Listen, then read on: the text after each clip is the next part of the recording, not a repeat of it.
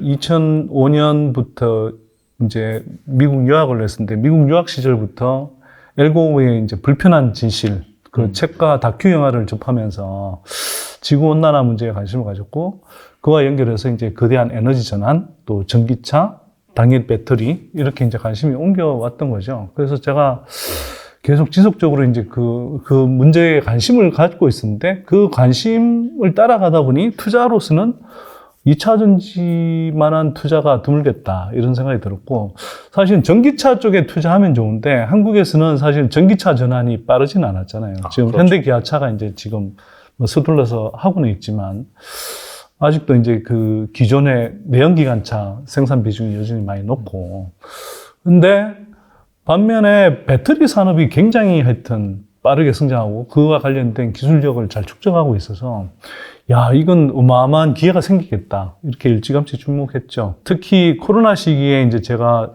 그 부의 재편이라는 책을 냈는데, 그때 그 제가 이제 세 가지 섹터를 이야기하면서 그 중에서도 2차 전지 섹터가 가장 큰, 주목해야 될 섹터이고 가장 큰 기회가 있는 섹터다, 이렇게 말씀드렸고, 지난해 낸 책에서도 제가 뭐 가계부채 문제라든지 이런 이야기들을 하면서도, 인플레나 가계부채 문제 이야기를 하면서도 마지막에 한국 경제, 산업에 굉장히 큰 희망이 2차 전지 섹터에서 부상하고 있다, 이 이야기를 했죠. 최근에 와서 이제 2차 전지 섹터가 이제 주가가 많이 뛰었잖아요. 오늘은 뭐 조금 조정을 받고 있긴 한데, 그래서 이제 많은 분들이 야, 끝물 아니냐. 물론 단기적으로는 제가 볼 때 되게 가열돼 있기도 합니다. 제가 봐도. 여기가 끝이 아닙니다. 저는 아직도 이제 뭐 태동기는 벗어났다고 할 수 있겠지만, 여전히 아직 큰 흐름에서 보면 여전히 초기 단계이고, 여전히 뭐 5년, 10년, 20년에 걸쳐서 투자한다 그러면 많은 분들이 굉장히 큰 수익을 누릴 수 있다. 컨슈머 신소재를 일단 저희가 토픽으로 꼽은 뭐 주된 이유는, 일단 양극재 후발주자지만 굉장히 지금 퀀텀 점프를 앞두고 있는 단계의 후발주자다. 그게 가장 큰 이제 토픽 소개 이유였고요. 이거는 이제 에코프로비엠, 뭐 LNF, 뭐 그다음에 LG화학, 뭐 그 포스코, 지금 퓨처엠으로 바뀌었죠. 네. 전에 포스코 케미칼. 그렇죠. 뭐 이런 이제 주요 양극재 업체들이 있습니다. 근데 왜 코스모 신소재야?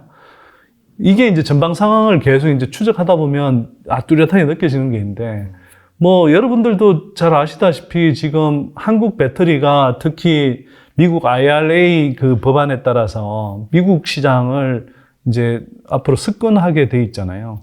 근데 지금까지는 중국 전기차 시장 중심으로 성장해 왔다면, 앞으로는 가장 빠르게 성장할 전기차 시장이 바로 미국이고, 특히 며칠 전에 이제 그 보도가 나왔지만, 아마 오늘이 4월 11일이죠. 네. 내일 미국 시간으로 아마 나올 것 같은데, 미국이 전기차 침투율 타겟을 2030년, 32년까지 대폭 상향 조정하는 타겟을 이제 발표하게 돼 있거든요. 이거 사실 한국 배터리 밸류 체인의 굉장히 큰 모멘텀입니다, 이게.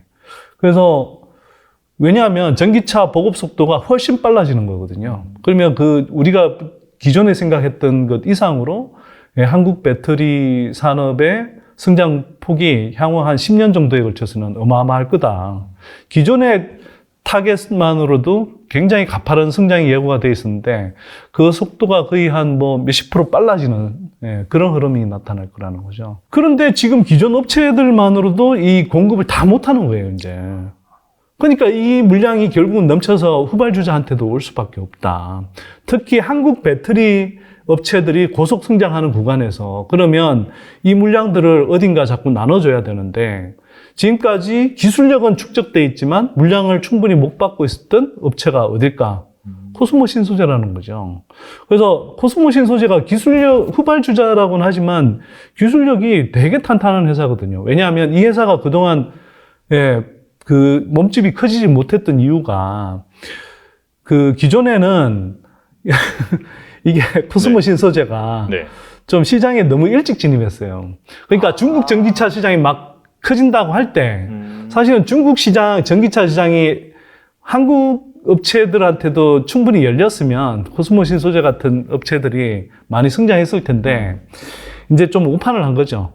중국 전기차 시장이 커지면서 이제 전기차 시장 막 간다고 할 때 코스모 그룹이 일찍 뛰어들었는데 중국은 그냥 중국 자국 내 업체들로 다 시장을 닫아버렸잖아요. 그러다 보니까 이제 일종의 이제 너무 과잉선 투자를 해버린 셈이 됐고, 정작 이제 한 2019년, 20년 지나서 본격적으로 이제 글로벌리 이제 한국 배터리 산업이 성장하길 때, 그때는 오히려 이제 자금난에 시달리게 된 거고요. 코스모 신소재는 제가 볼 때는 하이 파트너이라 할지라도 지금 배터리 3사하고 다 거래하는 업체가 될 수 있습니다. 네, 이게 이제 되게 장점인데요. 사실 잘 뜯어보면 에코프로비엠은 뭐 이제 지금 LG 쪽에 들어간다는 이야기가 나오고는 있는데 현재까지는 LG 쪽으로 안 들어가고 있거든요. LNF는 거꾸로 삼성 쪽이나 이런 쪽으로 잘 안 들어갑니다. 그렇죠. 네. 그래서 그런 반면에 지금 코스모 신소재 같은 경우는 3사와 다 사이가 좋아요. 그럴 수밖에 없는 어떤 인연이 있는데, 일단 코스모 신소재는 그 LG 그룹의 반개 그룹입니다. 예, 대주주 집안이. 예, 그런 측면이 있고요. 그 다음에 또 한편으로는 삼성하고도 관계가 있는 게, 원래 삼성의 반개 그룹인 세한미디어를 인수해서 성장한 기업이거든요. 그러다 보니까 삼성하고도 관계가 좋아요. 그 다음에 SK하고는 특별히 측질 이유가 없었는데, 이제 SK하고도 이제 당연히 SK 입장에서도 뭐 이런 걸 좀 해볼 수 있냐고 해서 지금 쿨 테스트 진행 중이고요. 특히 코발트 프리 쪽 양극재를 이제 지금 테스트하고 있는 걸로 저는 알고 있고요. 그래서 기술력도 그러다 보니까 예전부터 많이 축적이 돼 있는 거예요. 뭐 일찍 들어가서 그걸 제때 이제 뭐 배터리 3사하고 양산 개발을 많이 못 했었는데 이미 이제 쿨 테스트들 다 통과했고, 그래서 코스모 신소재 같은 경우는 NCM, NCA, NCMA까지 다 개발했고, SK온하고는 지금 코발트 프리까지 지금 예, 같이 개발하고 있거든요. 그러니까 기술력은 예, 굉장히 탄탄한 회사인 거죠. 에코프로 BM에 대해서는 저는 뭐 고평가라고 하는데, 뭐 에코프로 BM도 이제 최근 며칠간 좀 많이 뛰었죠. 그래서 원래 뭐 한 22만 원 요 근처일 때 그 에코프로 BM의 그 영업이익 기준 멀티플이 저는 한 25배에서 30배 정도라고 봤고, 그 정도면은 그냥 향후의 성장성을 감안했을 때 겨우 합리적인 수준 범위 안으로 들어온 것이지 고평가라고 저는 생각하지 않았거든요. 예, 지금도 뭐 30만 원 언저리로 올라왔는데 여전히 저는 이 정도면 그렇게 막 고평가 수준은 아니다, 이렇게 보는 거고요. 향후 성장성을 감안하면 여전히 예, 이 상태에서도 주가는 더 오를 수도 있다. 그런데 제가 이제 조금 여기서 말씀드리고 싶은 건 이래요. 에코프로 BM은 제가 이제 그 기업 가치를 평가하기가 되게 쉽다고 생각하거든요. 왜냐하면 에코프로 BM은 지난해 매출이 5조 3천억 정도에 영업이익이 4천억 조금 안 됐습니다. 지금 미국 전기차 시장이 굉장히 가파르게 성장하고 있고, 그 과정에서 이제 본격적으로 올해 이제 캐파 증설을 한 물량들이 반영되기 시작하는 게 2분기, 3분기 이때부터이기 때문에 올해 실적 성장률이 저는 여전히 굉장히 높을 거라고 보거든요. 그래서 한 10조 원 정도의 매출에 영업이익률 7% 정도는 달성한다. 그러면 7천억 가까운 영업이익이 나올 텐데, 그렇게 따지면 아직은 제가 볼 때 고평가 단계는 아니다. 그리고 향후의 성장성을 우리가 감안해야 되는데, 다른 섹터와 다르게 이게 구조적 성장 섹터라는 게 바로 이제 이게 가능한 건데, 에코프로 BM의 2027년 캐파가 대략 71만 톤이에요. 71만 톤이면 이게 그 양재 지금 하이니켈 쪽 그 단가로 따지면 만 톤당 한 7천억 정도로 볼 수 있거든요. 그러면 7천억 49조 매출이에요, 이게. 그게 아마 한 2028년쯤에는 49조 매출로 나올 가능성이 높고요. 그럼 굉장히 비교적 확정적으로, 예. 향후 5년 후에는 지금 올해 10조 매출하는 게 한 5년쯤 후에는 50조 매출로 증가한다는 거고요. 지금 앞에서 제가 그 말씀 드렸잖아요. 미국 전기차 시장이 이제 미국 정부가 타겟을, 그 전기차 보급률 타겟을 상향 조정함에 따라서 네.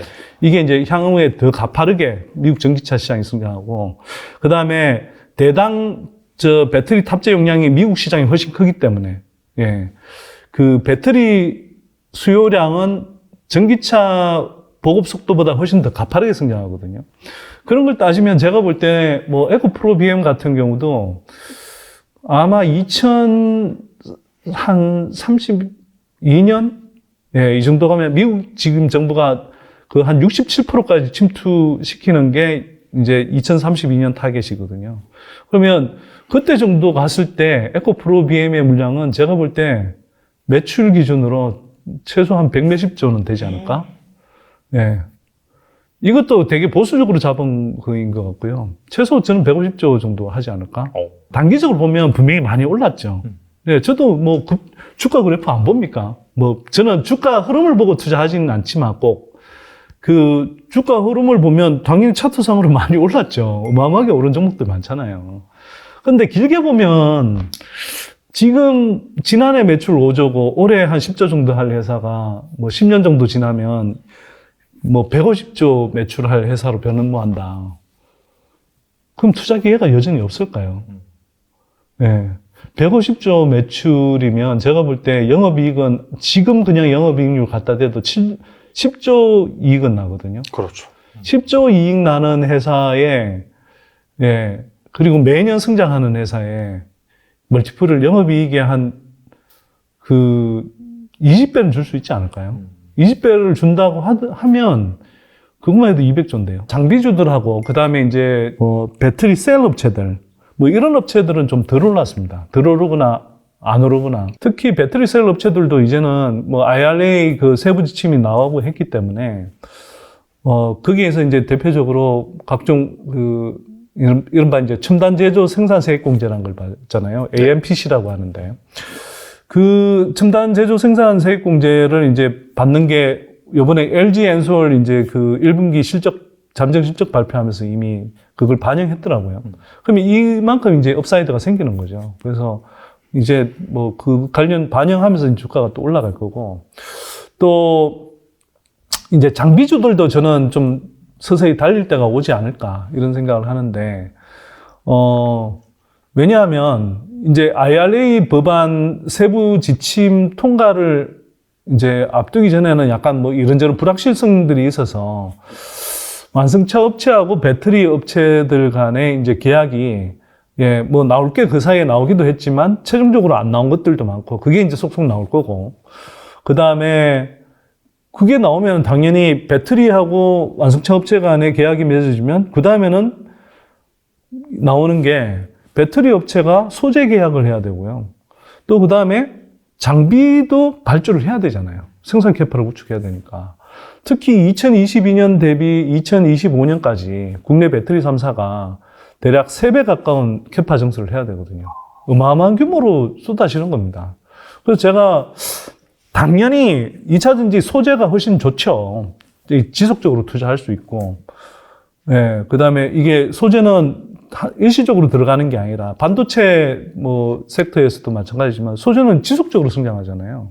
그래서 당연히 뭐 10년, 20년 이상 투자할 수 있는 영역이라고 생각하고. 근데 장비주도 제가 볼 때는 이 생산 캐파를 한참 구축하는 향후 몇 년 동안은, 2, 3년 동안은 굉장히 가파르게 수주와 실적이 성장할 거라고 생각되기 때문에 그에 비례해서 주가도 올라갈 가능성이 높고. 그러면 장비주들 중에서도 좀 똘똘한 기업들은 투자하면 어떨까? 뭐 이런 이제 아이디어를 이야기하는 건데요. 장비주 같은 경우도 이제 발주가 나올 텐데, 뭐 일단 당장 올해 2분기 중에 나올 게 LG 엔솔의 그 미시간 물량 이런 게 있고요. 그 다음에 SK온의 서산 공장 물량 나올 가능성이 높고, 그 다음에 1월 달에 이게 되게 캐파가 큰데, SK온이 이제 미국 켄터키, 테네시 쪽에 블루오버 SK라고 SK하고 포드의 합작 법인이 있습니다.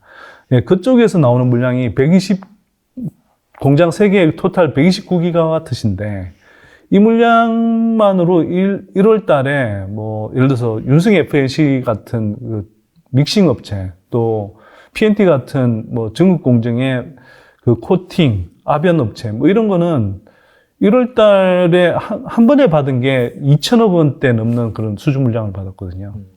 근데 그 물량 나온 게 켄터키 테네시 전체 물량의 3분의 1이 나온 겁니다. 3분의 2가 아직 남아있는 거예요. 이게 연내에 나올 가능성이 높고요.